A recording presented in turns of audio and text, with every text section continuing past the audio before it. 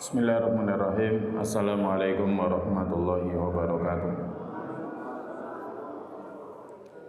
Innal hamdalillah nahmadullah wa nasta'inuhu wa nastaghfiruhu wa nastahdi wa na'udzu billahi min shururi anfusina wa min sayyiati a'malina may yahdihillahu fala mudilla lahu wa may yudlilhu fala hadiya lahu. Asyhadu an la ilaha illallah wahdahu la syarika lah wa asyhadu anna Muhammadan abduhu wa rasuluh la nabiyya wa la rasula ba'da. Wa salli wa nusallim ala rasulillah wa nabiyillah Muhammad sallallahu alaihi wasallam wa ala alihi wa ashabihi wa man tabi'ahum bi ihsanin ila yaumil qiyamah.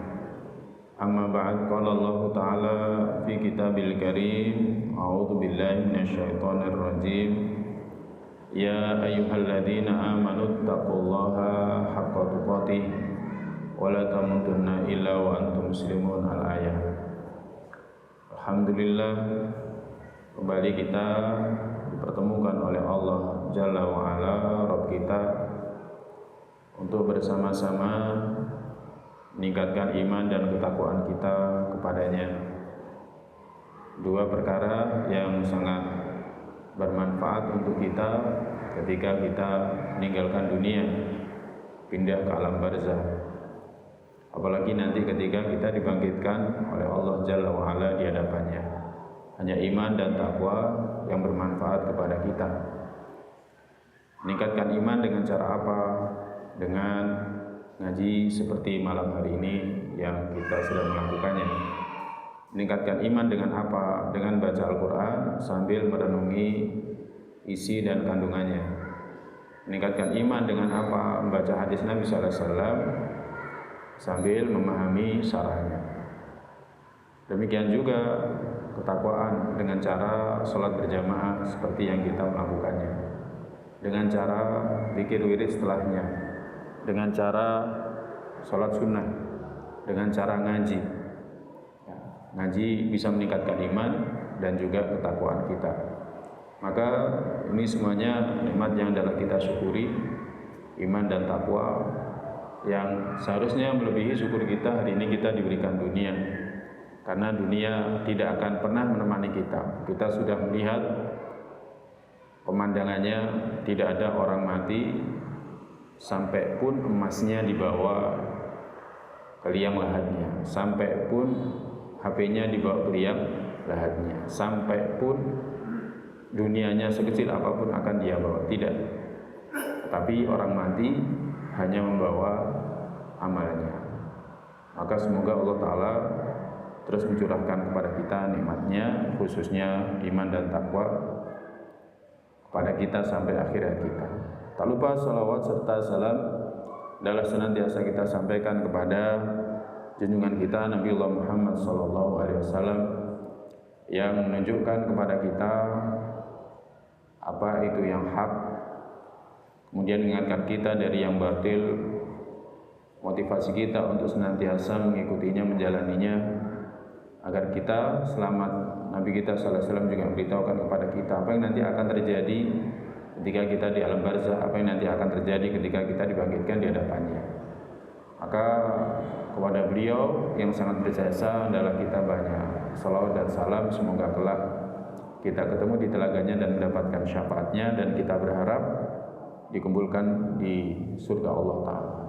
Ada seorang sahabat ketika dia mulazamah dengan beliau, menemani beliau, ketika di malam hari beliau memenuhi apa yang dibutuhkan oleh Nabi. Kemudian setelah itu Nabi SAW bersabda, "Sal, mintalah." Maka dia mengatakan, "As'aluka murafaqataka fil jannah." Aku minta bisa menemani Anda di surga. Sebagaimana di dunia saya menemani Anda, saya bahagia menemani Anda, saya berharap bisa menemani Anda di surga. Maka Nabi bersabda, "Auridu dzalik," atau yang lain. Enggak, huwa dzaka. Hanya itu saja.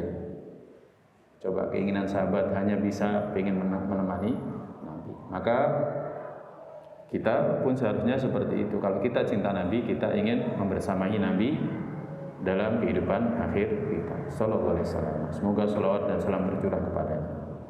Para jamaah, kita masih membahas bab ar-raja.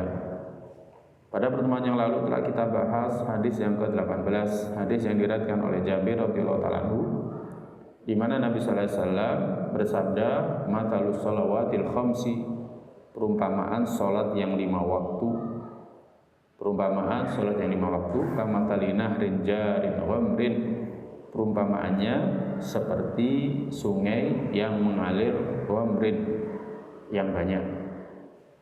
Ala babi ahadikum, di depan pintu rumah seseorang dari kalian, kemudian yaghtasilu minhu, dia mandi darinya, kulla yaumin khamsa marrat, setiap hari sebanyak 5 kali. Jadi perumpamaannya salat yang 5 waktu itu seperti perumpamaan orang yang di depan rumahnya ada sungai yang ngalir banyak, kemudian dia mandinya dari sungai itu sebanyak 5 kali dalam sehari. Dalam riwayat yang disebutkan hal baqiya min darani syai', apakah tersisa kotoran di tubuhnya sedikit saja, maka dikatakan tidak. Maka salat yang 5 waktu akan sangat membantu kita membersihkan kita dari dosa-dosa kita. Karena para jamaah yang dirahmati Allah, kita dalam perjalanan menuju ke kehidupan akhir kita, atau kita dalam perjalanan menuju ke tempat asal kita. Asal kita di mana? Yakni di surga. Nabiullah Adam alaihissalam, bapak umat manusia, dulu diletakkan di surga, kemudian ditipu oleh iblis, akhirnya dia pun dikeluarkan dari surga. Maka tugas kita kembali ke sana. Untuk bisa sampai ke sana, maka kita tidak boleh bawa dosa. Kita tidak boleh membawa dosa. Tidak ada orang yang masuk surga dengan membawa dosa. Kalau dia punya dosa, maka harus disucikan dia dari dosanya. Dalam kehidupan dunia bisa dengan salat yang 5 waktu. Dalam kehidupan dunia bisa dengan wudu. Dalam kehidupan dunia bisa dengan istighfar. Kalau misalkan dia mati masih membawa dosa, atau ketika dia di akhir hayatnya, sakaratul mautnya diberatkan, dia sakit, maka sakitnya akan menghapuskan dosa-dosa dia. Tapi jika dosanya ada, maka adanya fitnah kubur, maka adanya doa orang yang hidup mendoakan dia, Allah maghfirlahu warhamhu, ya Allah ampuni dia, sayangi dia. Kalau masih ada dosanya dalam kehidupan akhir, ketika dia dibangkitkan akan diperberat ya urusan dia, ya akan diperberat urusan dia. Ada yang melewati jembatan dalam keadaan tubuhnya tercabik-cabik, tapi dia selamat. Itu semuanya sebagai kafarah untuk menghapuskan dosa. Jadi kita sangat butuh dosa kita diampuni oleh Allah Ta'ala. Makanya kalau bisa kita berharap ketika mati tidak bawa dosa. Ya, ketika mati tidak bawa dosa, agar urusan kita dalam kehidupan akhir lebih mudah. Tetapi sepertinya tidak. Karena apa? Kullu bani Adam khata'. Setiap anak cucu Adam senantiasa mengulang-ulangi dosanya. Nah ini, maka salat 5 waktu salah satu sarana yang bisa kita lakukan untuk menghapuskan dosa-dosa kita. Diketengahkan oleh Imam Nawawi agar kita bisa berharap dengan salat 5 waktu dosa-dosa kita diampuni oleh Allah Ta'ala. Kemudian hadis yang ke-19 diriwayatkan dari Ibnu Abbas radhiyallahu ta'ala anhuma. Dia mengatakan, sami'tu Rasulullah sallallahu alaihi wasallam yaqul, aku pernah mendengarkan Rasulullah sallallahu alaihi wasallam bersabda, ma min rajulin muslimin yamutu, tidaklah seorang muslim yang dia yamutu mati, fayaqumu ala janazatihi, kemudian berdiri ala janazatihi, di atas jenazahnya, yakni mensolati jenazahnya, arba'una rajulan, sebanyak 40 orang, la yusyrikuna billahi syai'a, mereka 40 orang itu tidak menyekutukan Allah dengan sesuatu pun, illa syafa'ahumullahu fi, kecuali Allah akan menjadikan mereka bisa memberikan syafaat dalam urusan orang ini. Hadis Muslim. Ya, hadis Muslim. Nah, hadis ini menjelaskan bahwa orang bisa memberikan syafaat kepada orang lain. Ya, khususnya yang diizinkan oleh Allah. Ya, kemudian Allah juga mengizinkan orang itu untuk mendapatkan syafaat. Ya, siapa yang bisa memberikan syafaat di sini? Yakni khususnya orang-orang yang mentauhidkan Allah dan tidak menyekutukan Allah. Makanya pentingnya berteman dengan ahli tauhid. Orang yang tidak melakukan syirik, berteman dengan ahli tauhid, ngaji dengan orang-orang yang sama ahli tauhid, tidak melakukan syirik. Tujuannya apa? Agar teman-teman kita itu nanti bisa memberikan syafaat untuk kita. Syafaat itu apa? Pembelaan. Agar mereka nanti bisa membela kita.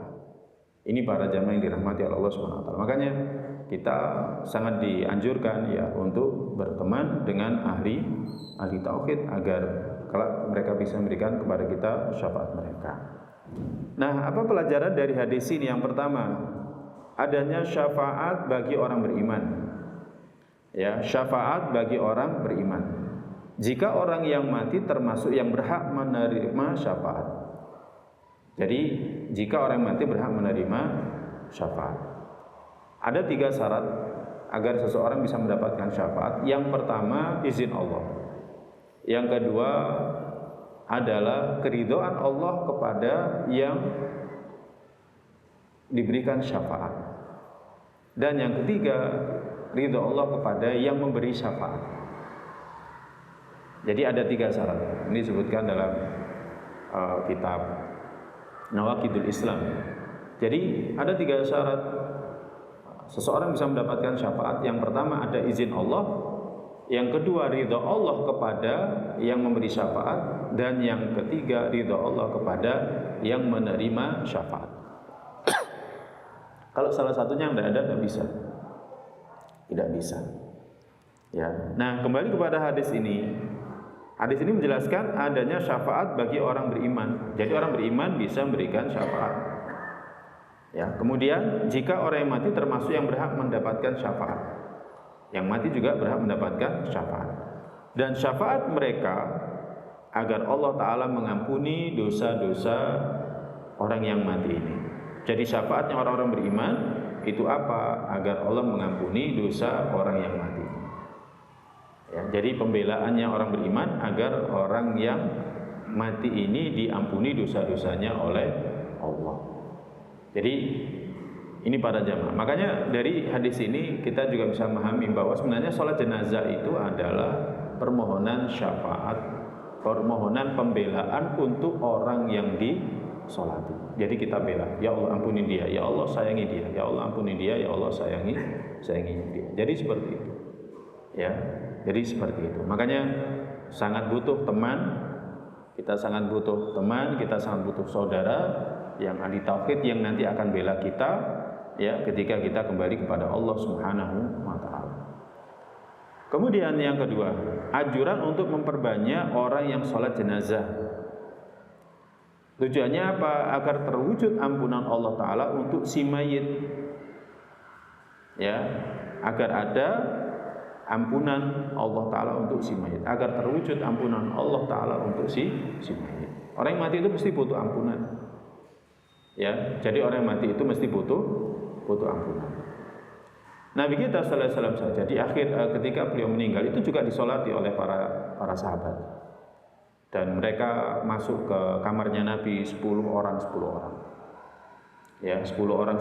Mereka tidak ada yang mimpin, mereka sholat sendiri-sendiri. Dan ini salah satu alasan kenapa pemakaman Nabi sallallahu alaihi wasallam itu sampai terlambat.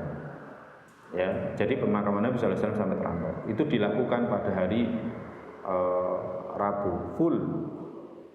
Jadi seharian itu, hari Rabu itu seharian sampai malam kaum muslimin sholat. Yang pertama keluarga dulu, ya kan. Kemudian setelah itu para sahabat muhajirin, kemudian setelah itu para sahabat ansor, kemudian setelah itu wanita, kemudian setelah itu anak-anak. Jadi ini yang disebutkan oleh Syekh Shafir Rahman Barakuri dalam kitabnya. Ya, jadi Nabi kita sallallahu alaihi wasallam saja disolati jenazahnya, maka apalagi dengan kita yang Nabi sallallahu alaihi wasallam maksum, ya kan, sangat butuh syafaatnya orang masih hidup, apalagi kita yang banyak dosa. Apalagi kita yang banyak dosa. Nah, ini makanya dimulai dari kita berteman atau kita berkumpul dengan sama ahli tauhid, ahli masjid, kita berharap nanti mereka mensolati kita. Atau ya kan, kita punya inisiatif. Kalau kita tahu orang-orang pada menyaksikan dia adalah ahli masjid, dia adalah ahli sholat, kita tidak kenal dia, kita mengenalnya dari banyaknya orang yang sholat, maka kita bersedekah dengan dia. Caranya bagaimana? Dengan mensolati jenazah dia. Ya, kayak kemarin saya pas pulang dari Surabaya, kemudian di daerah Jemur, setelah sholat zuhur ada jenazah yang disolati, ya kita ikut solati. Sama ketika kita misalkan umroh atau haji, kemudian para jamaah mendapati di sana ada orang meninggal, kita nggak kenal dia, tapi kita meyakini semua yang datang ke sini, ke Masjidil Haram, ke Masjid Nabawi, ini adalah orang-orang yang beriman. Maka kita sholati mereka, kita mohonkan syafaat mereka kepada Allah Subhanahu wa Ta'ala. Ya. Dan ampunan Allah ini adalah karunia Allah. Ya, ketika Allah mengampuni dia, maka ini adalah karunia Allah. Kemudian pelajaran yang terakhir, penjelasan tentang keutamaan tauhid dan berlepas dari syirik. Bahwa orang-orang menyolati orang yang mati 40 orang, kemudian mereka la yusyrikuna billahi syai'a, tidak menyekutukan Allah dengan sesuatu pun, maka Allah akan memberikan pembelaan, ya kan, syafaat dari mereka untuk orang-orang ini. Ya, makanya disebutkan dalam kitab Bacatul Nadir ini, di mana orang mendirikan salat jenazah hendaklah tidak termasuk orang yang menyekutukan Allah Ta'ala. Ini para jamaah yang dirahmati oleh Allah SWT. Kemudian kita melanjutkan hadis yang ke-20. Hadis yang ke-20 ini diriwayatkan oleh Ibnu Mas'ud radhiyallahu taala anhu.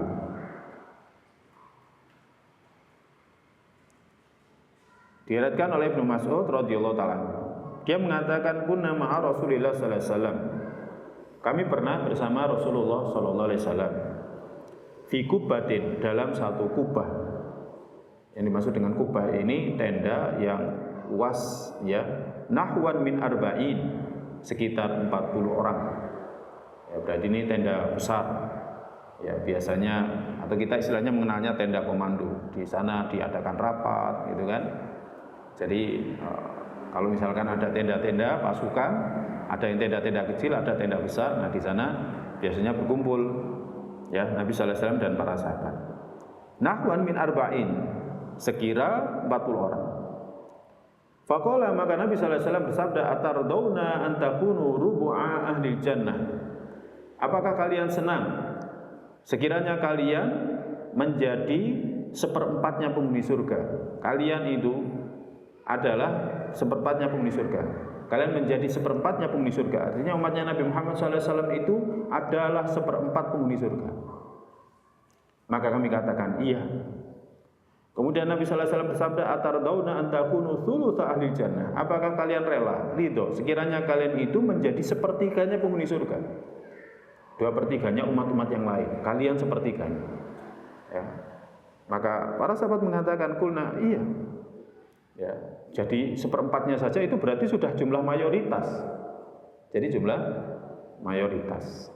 Apalagi sepertiganya. Tapi kemudian Nabi sallallahu alaihi wasallam bersabda, "Walladzi nafsu Muhammadin biyadihi," dan demi zat yang jiwa Muhammad ada di tangannya, "Innila arjua an takunu nisfa ahlil jannah." Sesungguhnya aku berharap kalian menjadi separuhnya penghuni surga. Separuhnya umat terdahulu, separuhnya kalian. Separuhnya umat terdahulu itu dari Bani Israel, umatnya Nabi Musa, umatnya Nabi Isa, umatnya Nabi Nuh, umatnya para nabi terdahulu. Separuhnya. Tapi separuhnya itu adalah umatnya Nabi Muhammad. Ya. Kemudian Nabi bersabda, wa dzalika annal jannata la yadkhuluha illa nafsun muslimatun. Yang demikian itu sesungguhnya surga tidak akan dimasuki kecuali oleh jiwa muslimah. Jiwa yang pasrah, tunduk, patuh, ya, diperintahkan oleh Allah apapun dia tunduk patuh. Dia baca ayat Al-Quran, kemudian dapati ayat perintah. Ayat perintah itu seperti iku anfusakum wa ahlikum naro, itu ayat perintah. Ya. Kemudian ud'u ila sabili rabbikum bil hikmah, panggillah manusia, dakwahi manusia, ajak manusia ke jalan Allah dengan hikmah. Itu perintah. Ya. Kemudian mendapati ya ayyuhan nasu ubudu rabbakumul ladzi, wahai manusia sembahlah Rabb kalian, itu perintah. Ya. Jadi ketika diperintah kita tunduk patuh, kita pasrah. Atau ketika dilarang, maka kita juga sami'na wa ata'na, mendapati ayat Al-Qur'an. Ya, seperti Allah mengatakan la taqrabuz zina, janganlah kalian mendekati zina, itu larangan. Maka ketika kita membaca ayat seperti itu, kemudian kita meninggalkannya, berarti itu adalah jiwa muslimah, jiwa yang tunduk, patuh, pasrah. Atau juga ketika membaca hadis. Nah, kemudian Nabi SAW bersabda, wa ma antum fi ahli syirki, dan tidaklah keberadaan antum di tengah-tengah ahli syirik itu, tidaklah keberadaan kalian orang-orang beriman di tengah-tengah orang-orang musyrik, illa kasya'ratil baydha fi jildi thawril aswad, kecuali seperti sehelai rambut putih di tengah-tengah kulitnya kerbau yang hitam. Di tengah-tengah kulitnya kerbau yang hitam. Jadi perumpamanya kalian ini umatnya Muhammad ini, ya, ahli tauhid ini, itu perumpamaannya jika dibandingkan dengan ahli syirik, itu adalah kalian seperti asy'arah al-baydha, sehelai rambut putih di tengah-tengah kulitnya kerbau hitam.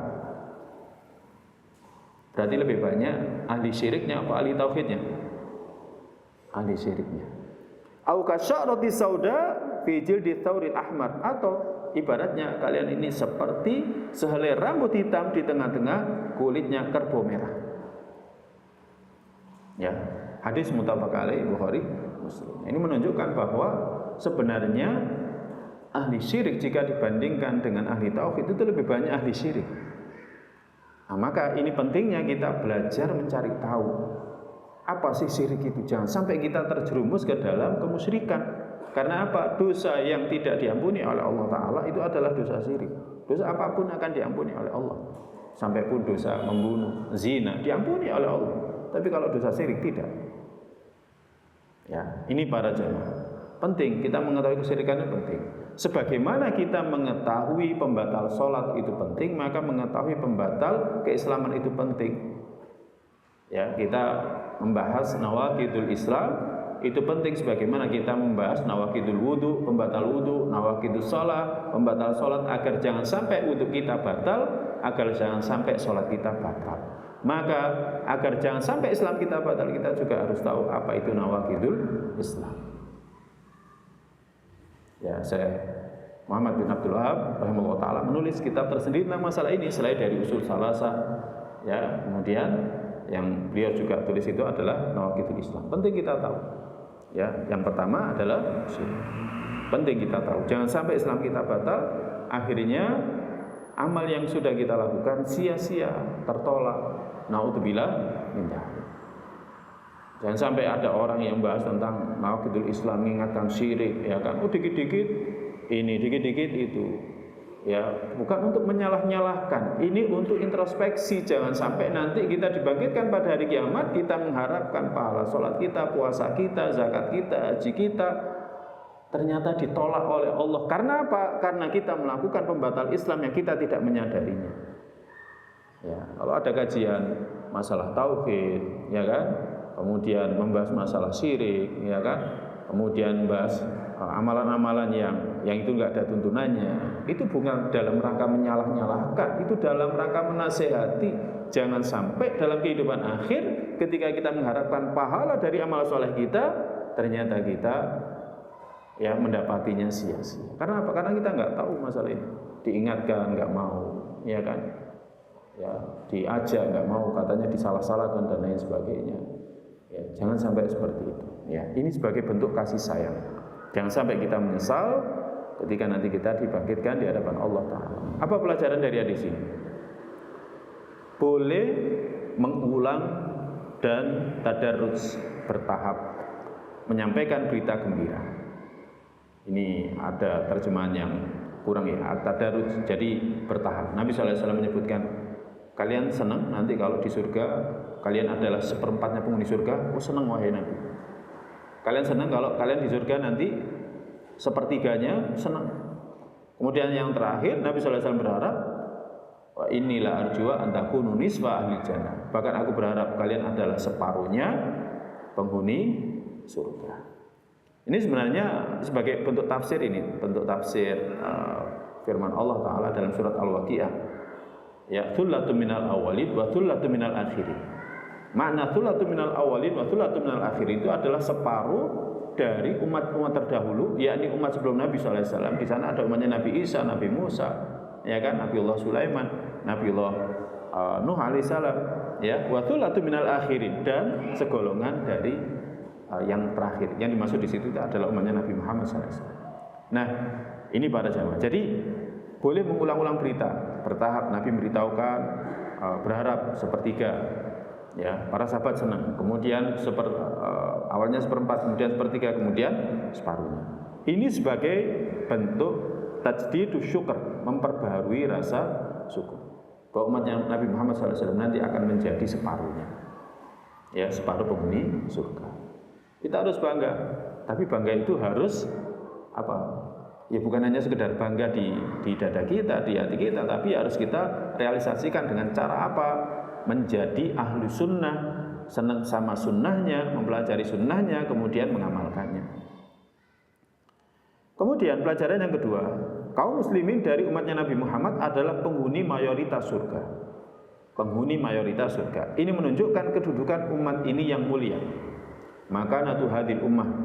Jadi kedudukan umat ini yang mulia. Umatnya Nabi Muhammad itu mulia. Bahkan bukan hanya penghuni mayoritas surga, bahkan umatnya Nabi Muhammad itu jadi saksi. Jadi umatnya Nabi Muhammad SAW jadi saksi. Dalam kehidupan akhir nanti umatnya Muhammad itu jadi saksi. Nabi jadi saksi bagi kita, kita jadi saksi bagi umat-umat sebelum kita. Ya. Bentuk persaksiannya apa? Imam Al-Qurtubi menjelaskan secara detail dalam kitab At-Tafsir.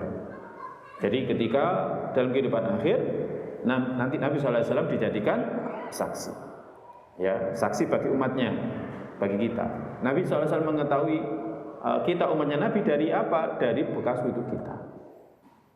Kemudian nanti setelah itu umatnya Nabi Muhammad ini akan menjadi saksi bagi umat-umat sebelumnya. Ditanya, kalian bagaimana bisa bersaksi kepada umat-umat sebelumnya padahal kalian datang setelah umat-umat sebelum kalian? Mereka mengatakan, kami mendengarkan dari Rasul kami, Nabi SAW, menyampaikan tentang mereka, Nabi Musa, Nabi Isa, dan seterusnya, dan kami membenarkannya. Nah, seperti itu. Jadi persaksiannya seperti itu. Nah, ini menunjukkan kedudukan umat ini. Jadi umatnya Nabi Muhammad SAW itu mulia. Maka kemuliaan ini hendaklah kita wujudkan dengan mempelajari sunnahnya, kemudian mengamalkannya dan menyebarluaskannya. Ini sebagai bentuk kebanggaan kita kepada umatnya Nabi Muhammad SAW. Kemudian pelajaran yang ketiga, tidak akan masuk surga kecuali jiwa yang muslimah, ya, al-istislam, pasrah, tunduk lagi beriman. Makanya sekali lagi para jamaah, ketundukan kita ini harus senantiasa kita munculkan terus. Ya, caranya bagaimana? Ya, ngaji hadis, kemudian setelah itu berusaha untuk mengamalkan. Imam Ahmad rahimahullah taala, gurunya Imam Bukhari, gurunya Imam Muslim, dia pernah mengatakan, tidak berlalu satupun hadis kecuali aku pernah melakukannya, mengamalkannya sepanjang hayatku. Itu gurunya para ulama hadis, Imam Ahmad rahimahullah taala. Jadi dia mengatakan tidak berlalu satu hadis pun yang aku hafalkan kecuali aku pernah mengamalkannya walaupun sekali sepanjang hayatku. Jadi walaupun sekali sepanjang hayatnya dia pernah mengamalkan. Ya. Makanya kalau kita pernah tahu hadis banyak sekali doa-doa, kalau kita nggak hafal seluruhnya, paling nggak kita pernah membaca sekali sepanjang hayat kita. Ya, Imam Nawawi itu meriwayatkan kitab dzikir doa. Di sini kalau tidak salah ada kajian kitab dzikir doa. Nah, kalau ada kajian kitab dzikir doa itu, kemudian kita tahu doa itu hadisnya sahih atau hadisnya hasan, maka paling tidak amalkan walaupun sekali sepanjang hayat kita. Apalagi kalau kita hafal. Nah, seperti itu. Ini para jamaah. Itu diantara bentuk jiwa yang muslimah, yang patuh taat. Ya, jadi ada sunnah Nabi, dia berusaha untuk mengamalkannya walaupun sekali sepanjang hayat dia. Makanya kalau kita ngaji hadis seperti hadis Riyadhus Shalihin, ya di sini dia Perbu ada kajian Riyadhus Shalihin, ya ada Ustadz Taufik Kusuma, kemudian saya, kemudian ada kitab hadis yang lain ya, Ustadz yang lainnya, ya. Maka kita langsung introspeksi, sudah nggak saya mengamalkan hadis itu? Kalau belum, berusaha untuk mengamalkan. Itulah jiwa muslim. Itulah jiwa muslim. Kemudian pelajaran yang keempat, hadis ini menjelaskan bahwa orang beriman itu lebih sedikit jika dibandingkan dengan orang kafir. Ya, orang beriman lebih sedikit jika dibandingkan dengan orang kafir. Nabi sallallahu alaihi wasallam bersabda dalam hadisnya ini, wa antum fi ahli syirki. Nabi sallallahu alaihi wasallam bersabda, wa ma antum fi ahli syirki. Dan tidaklah kalian di tengah-tengah orang musyrik itu illa kasya'rah al-baidha fi jildi thawril aswad. Ya, seperti satu helai rambut putih di tengah-tengah kulit kerbau yang hitam. Artinya bahwa ahli tauhid, orang beriman, umatnya Nabi Muhammad yang sebenarnya umat Nabi Muhammad itu jika dibandingkan dengan ahli syirik, orang musyrik itu lebih sedikit. Jadi lebih sedikit. Maka hati-hati, jangan sampai kita termasuk golongan orang musyrik. Makanya sekali lagi kita tekankan, penting membahas akidah. Kajian akidah itu penting. Berat Ustaz. Iya memang berat. Memang berat, ya. Apalagi kalau mempelajari tentang nama dan sifat. Ya. Yang menjadikan berat itu sebenarnya apa sih? Yang menjadikan berat itu sebenarnya ahli bid'ah.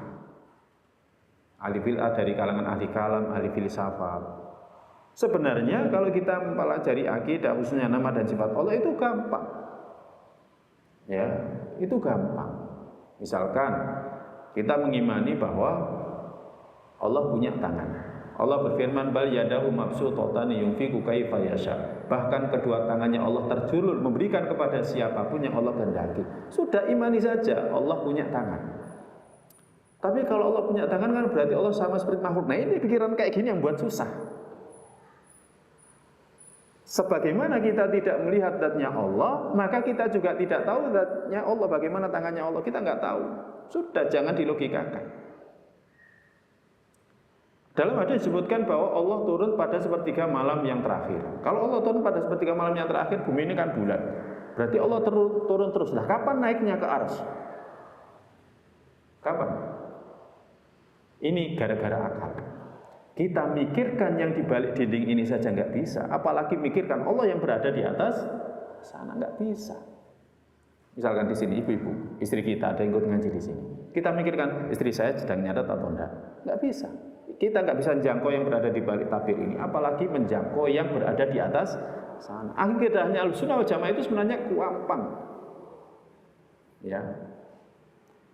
Allah berfirman, "Yauma yukshafu an saqi wa yud'auna ila sujudi fala yastati'un" dalam surat Al-Qalam. Hari di mana disingkaplah betisnya.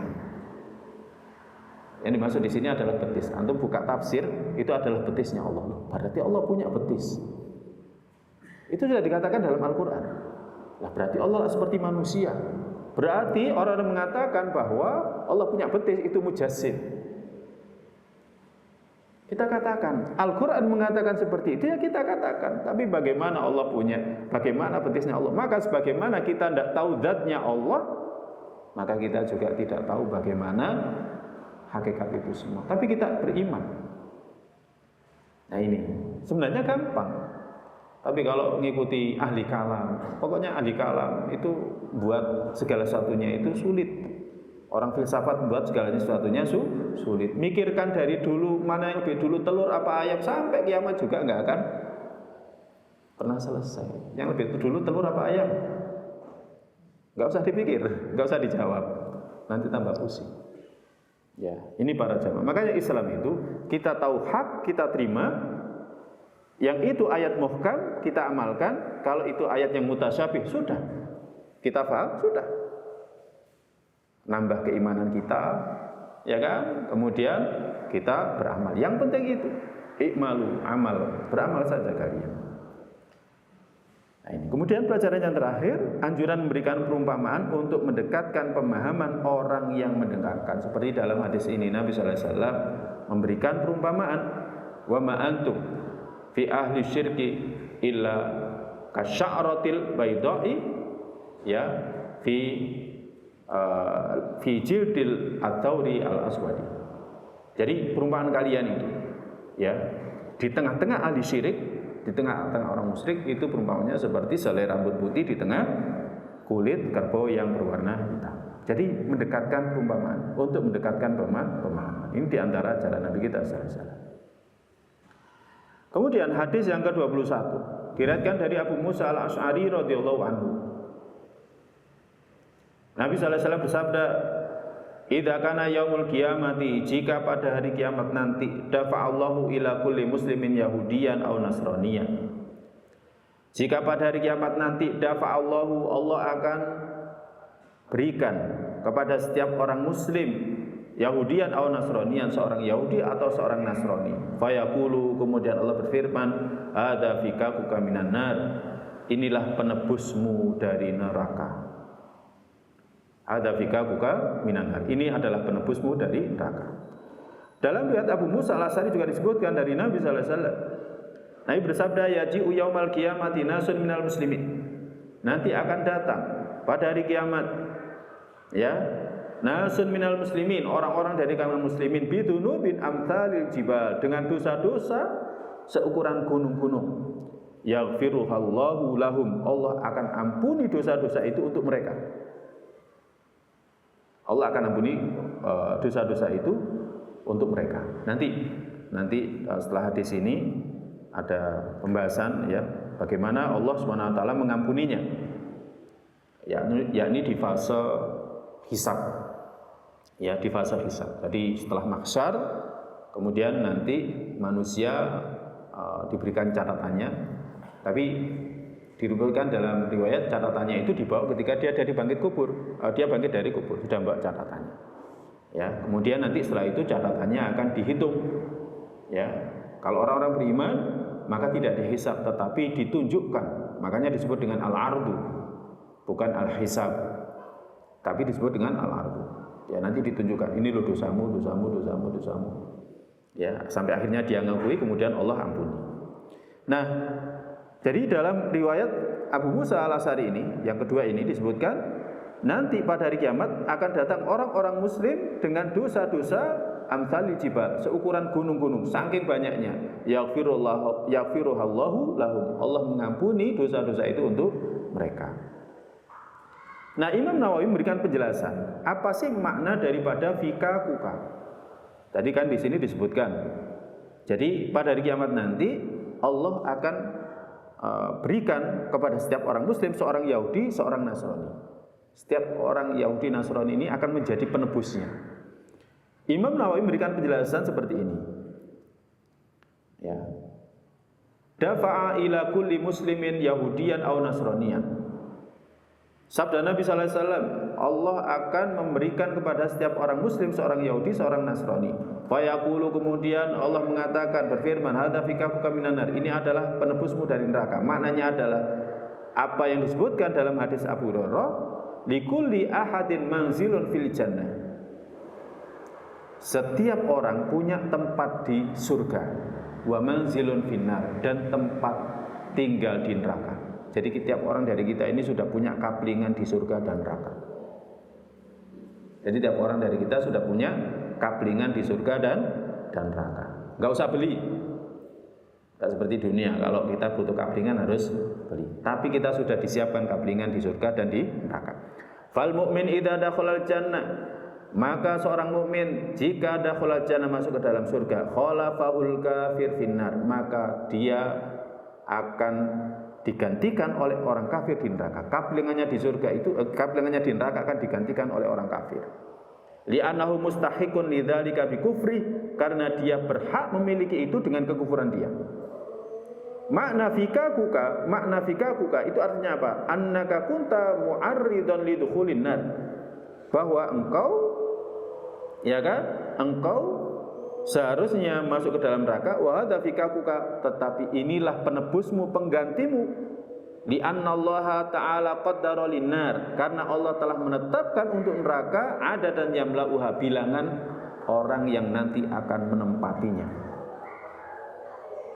Fa idza dakhala al-kuffar bi dzunubihim wa kufrihim, maka jika orang kafir telah masuk dengan dosa-dosa mereka dan kekufuran mereka, saru fi ma'nal fikak lil muslimin, maka ini menjadi penebus bagi orang-orang muslim, pengganti bagi orang-orang muslim.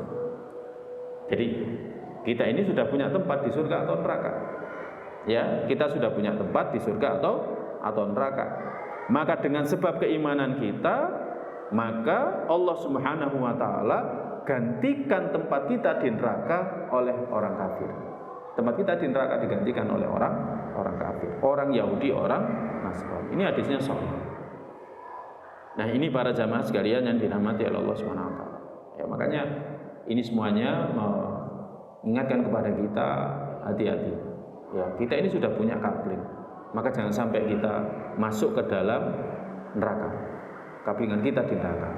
Adalah kita bisa, kalau bisa adalah masuk ke dalam surga. Kita berharap bahwa kita dimasukkan ke dalam surga.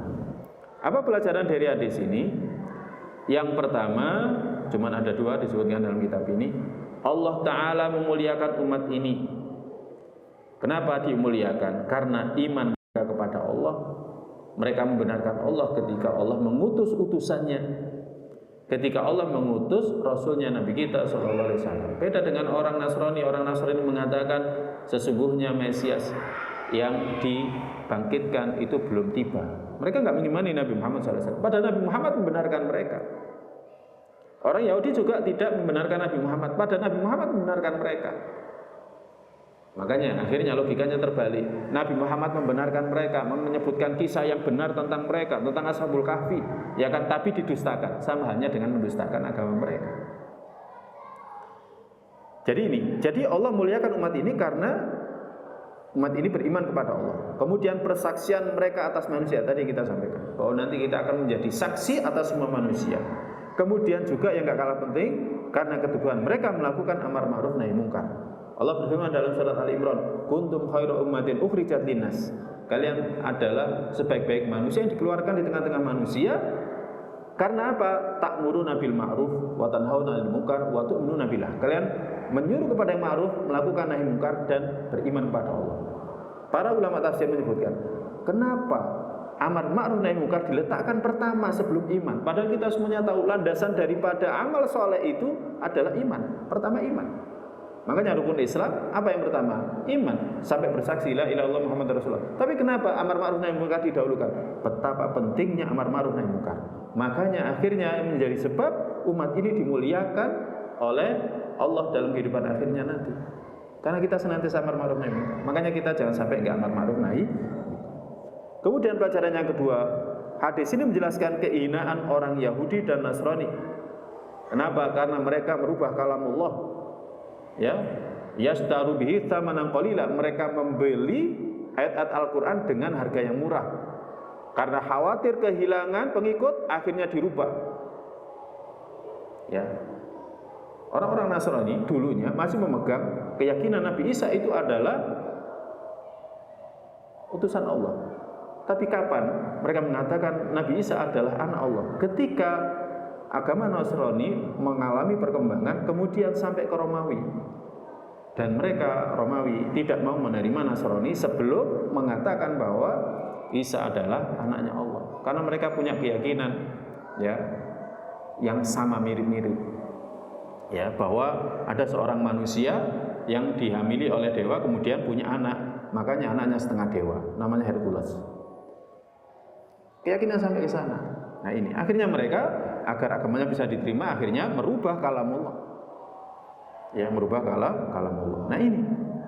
Jadi inilah kehinaan mereka ya, orang Yahudi apalagi orang-orang Yahudi yang mereka menyesatkan manusia. Oleh karena itu mereka adalah penebus kaum muslimin nanti. Dalam kehidupan akhir mereka akan menebus kaum muslimin. Kaum muslimin akan menempati tempat mereka di surga, adapun orang-orang Nasrani, orang-orang Yahudi nanti akan menempati di neraka. Na'udzubillah min dzalik. Wallahu a'lam bishawab. Mungkin ini yang bisa kita kaji pada pertemuan kali ini. Insyaallah pada pertemuan yang akan datang kita akan melanjutkan hadis yang ke-22. Semoga kajian yang sedikit ini, singkat ini semakin memotivasi kita untuk senantiasa berharap kepada Allah dengan iman kita, dengan takwa kita, agar kita mendapatkan rahmat-Nya, agar kita selamat dari nerakanya, kemudian tiba di surganya. Allahumma inna nas'aluka ilman nafi'an wa rizqan thayyiban wa amran taqabbala. Allahumma qina adzabaka yawma tab'atu ibadaka. Rabbana la tuzigh qulubana ba'da idh hadaytana wa hab lana min ladunka rahmatan innaka antal wahhab. Rabbana atina fid dunya hasanah fil akhirati hasanah wa qina adzabannar. Wa sallallahu ala nabiyyina Muhammadin sallallahu alaihi wasallam wa akhiru da'wana alhamdulillahi rabbil alamin. Kita akhiri dengan doa penutup majelis. Subhanakallahumma bihamdika asyhadu an la ilaha illa anta astaghfiruka wa atubu ilaik. Assalamualaikum warahmatullahi wabarakatuh.